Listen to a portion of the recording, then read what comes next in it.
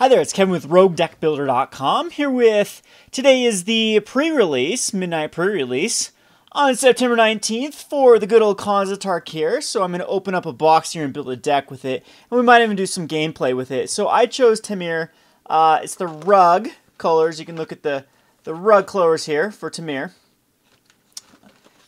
And we're just going to unbox this bad boy. So it's going to come with 5 packs and a seeded pack.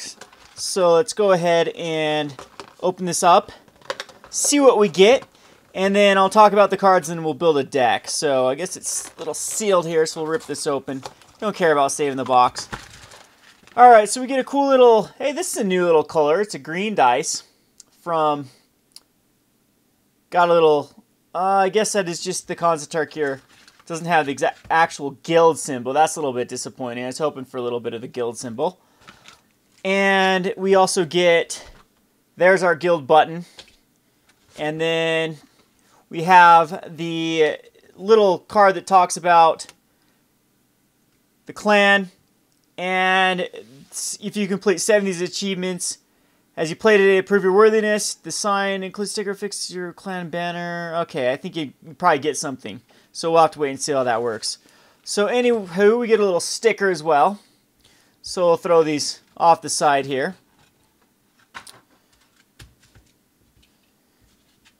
Alrighty, so this is the seeded pack, and I guess they come with a random promo card in here.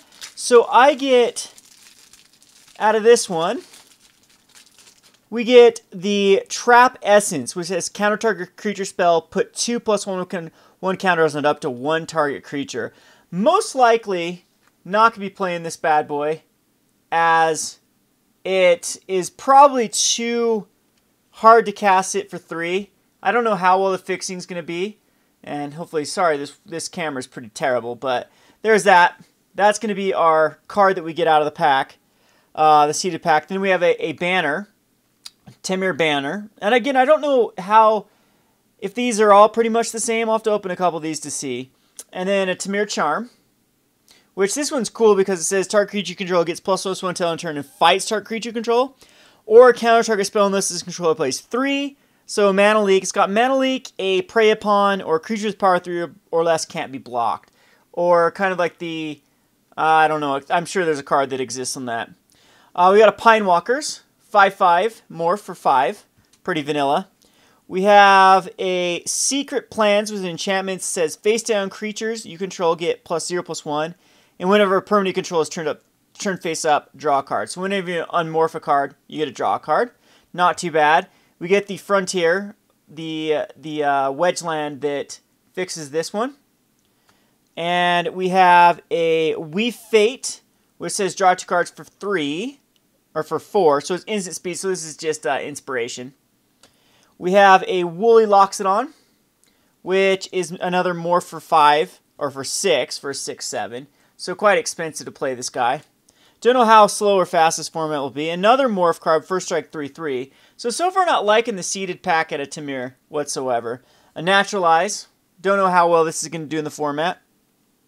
A Scaldkin. It says flying for 3, sacrifice Scaldkin, Scaldkin deals 2 damage to our creature player. That's actually pretty sweet. So there was one out of the Innistrad that, there we go, now we can get these to focus. The Innistrad that was sort of like this, and I loved it. And it's a 2/2 flying for 4 mana, so this is a great card. A 4/2 for 3 mana, that's you've seen these out of red before, it's kind of weird for green. And we have a Snowhorn Rider, trample morph for 5. Again, very hard to morph this, but I mean, if we're morphing cards, we get to draw cards with our little enchantment. Another fixer with the Rugged Highlands. There it is there. And Savage Punch, this is, everyone loves this card. So target creature you control fights target creature you don't control. And then if you have Ferocious, that creature also gets +2/+2. Not a bad card. This is going to be probably Tamir's removal will be in the form of fight. And alright, so we have this guy here. Sacrifice Embodiment of Spring. Search your library for a basic land card, put in the battlefield tapped, and shuffle your library. 1 mana, kind of like a Secure Tri-Builder. Again, it's going to help fix our lands. Kind of cool that it's in blue rather than green. So set those there. Again, I apologize for camera. This camera likes to focus in and out. So we'll go to our first pack here. And we have a Sage Eye Harrier, not in our colors. We have another Wii Fate.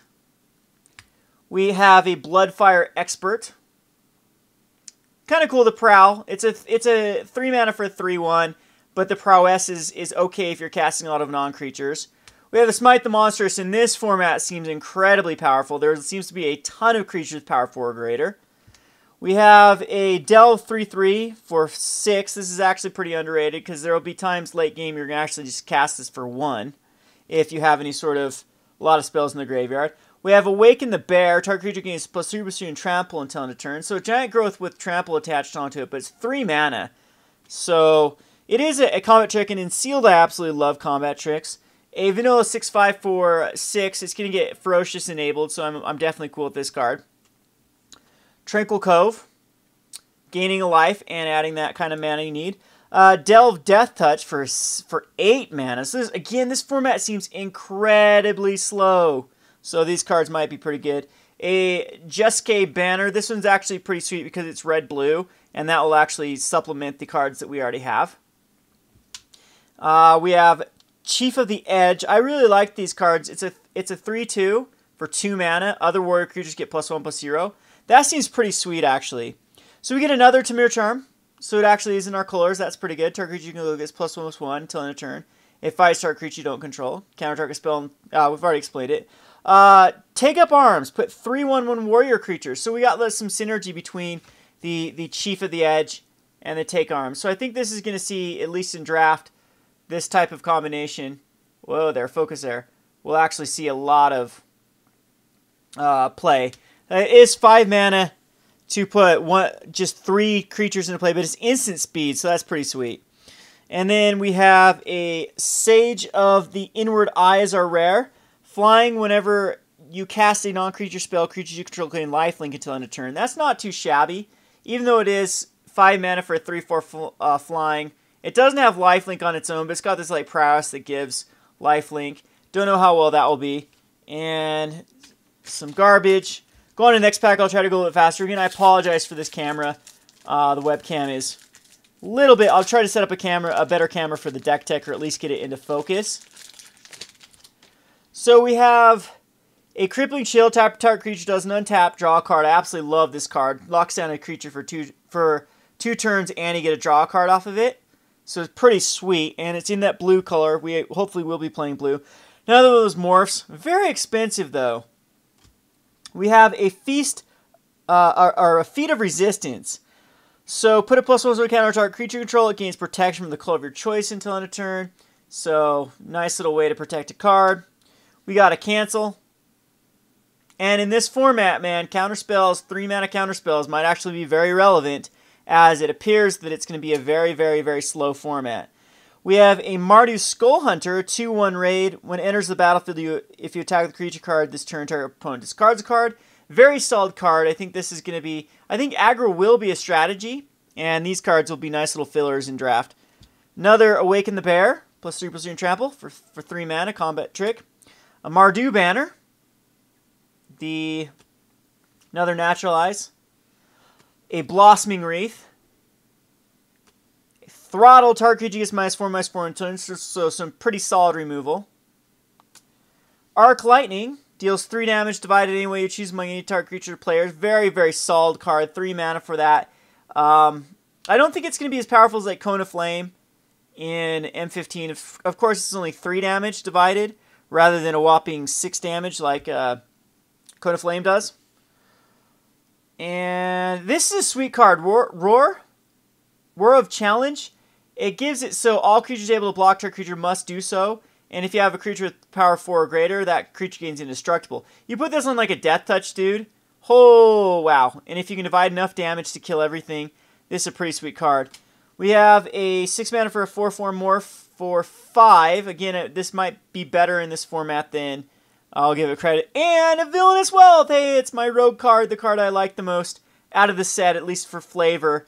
I don't know if it will actually see much play. Again, it's going to be a late format, though, so we'll have to see if we play it. So far, I'm looking at 4 colors, and it's going to be splashing black for that removal. So red, black, green, blue, unless we can otherwise figure something else. I don't get, this is going to be such a weird format. Alrighty, so on to pack number 4, or pack number 3, but we've already opened the seeded pack. We have a counter target spell with converted mana cost 4 or greater. I think that's actually going to be incredibly good in this format. As you can see, all my cards with high converted mana costs. Here we have a Dutiful Return, returns cards back from your graveyard to your hand, 2 of them. We have a Delve 4/4 Trampler for 6 mana. Might be pretty sweet. We have a Mystic of the Hidden Way. Can't be blocked, 3/2 Morph. The Morph is actually very, very reasonably costed at 3 mana. I'm definitely going to try to put this guy into the deck.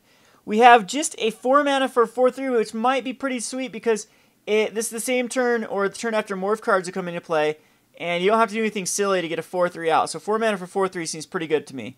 We have a Sultai Banner that actually can go our strategy.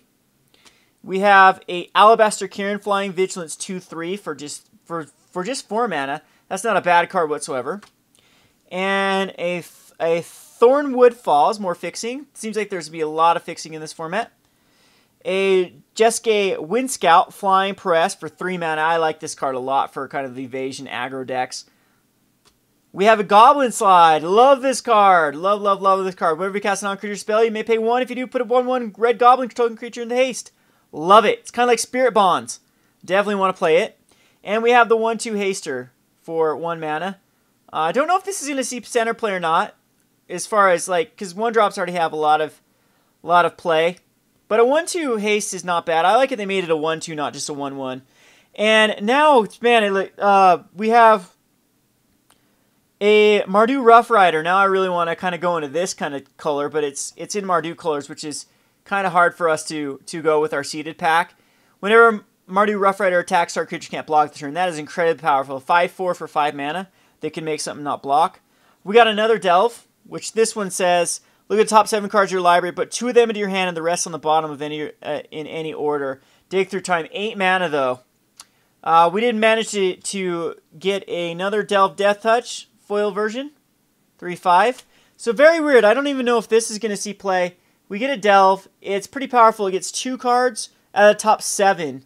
And we get to put them on bottom, so we don't end up milling ourselves in sealed. So I kind of like that. Not too shabby. Alright, 2 more packs to go. Let's hope for some goodies. So far, nothing too juicy. I might just try to play like a ramp deck with all the cards we have. Hopefully get some more banners to help us ramp. Definitely going to play all my banners. Another Resistance. Another Cancel, which I think is going to be very powerful. Another Awaken the Bear. Might just go like a Pro S type strategy. A target creature +2/+0 and regenerate it. Enchantment, not too shabby if you can put on some evasion guys. Another enchant creature gets +2/+4. Got a banner in our colors. Another Timur banner. Not bad. Alright, so this one's Singing Bellstrike.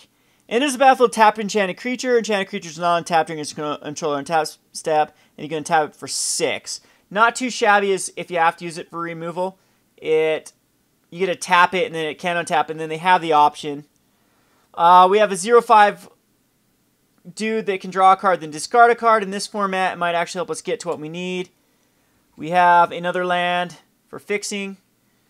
I'm liking the white, but I don't know. White seems like it's the hardest for me to splash at this point. 1/3 Pro S for 2 mana. Not too shabby. Target creature gets +6/+6 until in a turn with Delve. Oh, wow. This card seems incredibly powerful to me. Incredibly, incredibly powerful. As late game, you can have just 1 mana open and 5 cards in graveyard, and this can be a win. Return 2 creatures to owner's hand for 6 mana. Doesn't seem too shabby. If this was more like on top of the library, I'd like it a lot better. Another Frontier in our color, the little wedge land. And sweet! We got the rare we wanted to. Definitely going to solidify us going to Tamir. Our Tamir pack wasn't that great, but this guy, the Salad Knuckleblade, +2/+2. It's a 4/4 for 3 mana. You can return it to your hand. It can gain haste. It can get +2/+2. Very solid and limited. Very happy that I picked that up. Alright, last pack. We have another First Striker. Don't know how I feel about this card, but 3/3 First Striker might be really good in this format. Another Resistance. And Alpine Grizzly, another Grizzly, 4/2 for 3 mana. This card's pretty sweet about getting the Ferocious off. Another Flying Delver. Jeez, this is a lot of them for 6 mana. We have an Abomination of Gudol. Flying. Whenever Abomination of Gudol deals combat damage to player, you may draw a card. If you do, discard a card. 3/4 flying. Again, very hard to get this guy out. His casting cost, if you saw, I'm covering it up, is 6 mana. Morph is 5. Pretty difficult. Another Singing Bell Strike. I kind of like this. Very good removal. Like it more in an aggro. Black-blue, little land fixer. Another Ifrit that can draw a card, discard a card. Alright, Lens of Clarity. You may look at the top card of your library and face down creatures you don't control. I don't know how powerful this is going to be. Probably too much of a filler to be played. And another Morpher War Behemoth. And another Flying Prowess, a 4/5 for 6 mana. Definitely to play it in the deck that I want to ramp up to. A 4/5 flyer for 6 seems very powerful. Blocks all those other 3/3 flyers. And this is a pretty sweet card. So it's Raid. 4 mana for a 4/5. When Saddlebrewed enters the battlefield, you lose 4 life unless you attack the creature. I think this is a very solid card for just 4 mana. Even if you have to just lose 4 life. So cool with that. Windstorm, I think this might be a nice little sideboard card. I don't really see it seeing much play. And we have the for our rare, the Jeske Ascendery. Whenever you cast a non-creature spell, creature can get +1/+1 until in turn. Untap those. Whenever creature non-creature spell, you may draw a card. If you discard a card. I think it's the least powerful of the Ascendancies. And I don't know if I'll actually play it or not. Again, this might look like a 5-color deck. So I'm going to do a little bit thinking about what this is. Try to refocus the camera. See if we can get a whole deck tech going. And see what I come up with. This is a very interesting format. Reminds me a lot of just Triple Dragon's Maze. With you might just want to go a lot of fixing and a lot of play every banner imaginable, the artifact, and then just try to ramp up to bigger creatures. Good news is we got a lot of earlier creatures with those 4/2s that can apply pressure. Only problem with those 4/2s is they can't really do much with other morph cards. But it seems like in this format, most of the common morph cards are pretty high casting cost. And if you just have to trade with those, it's a pretty good trade anyway. So, and then morph in this format might be just a lot more powerful just because you can put a 2/2 out for 3 mana. And you might just be able to kind of aggro out a lot of people with just that whole strategy of putting colorless creatures out. And then if you can morph them, you can morph them. So anyway, I'm going to do a little bit of deliberating here and see what I can come up with. This has been Kevin with RogueDeckBuilder.com. I apologize for the camera being a jerk and not wanting to focus. Thanks for watching.